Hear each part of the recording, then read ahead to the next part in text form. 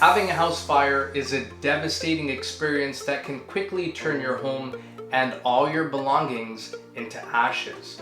Fortunately, there are some effective steps homeowners can take to greatly reduce the risk of a fire in their homes.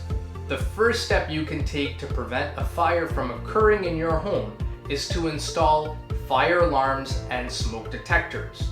It is important to have as many fire alarms and smoke detectors as necessary in your home, but it is also especially important to place them in the most dangerous areas of your home. These areas include the kitchen, the laundry room, the garage, and the basement. It is also important to test your smoke detectors and fire alarms every month to make sure that they are working properly.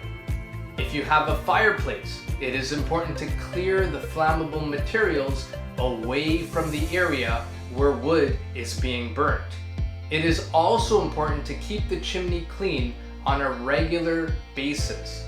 You should also install fire extinguishers in your kitchen and garage. For more videos like this, please like this video and follow us here. Thanks for watching.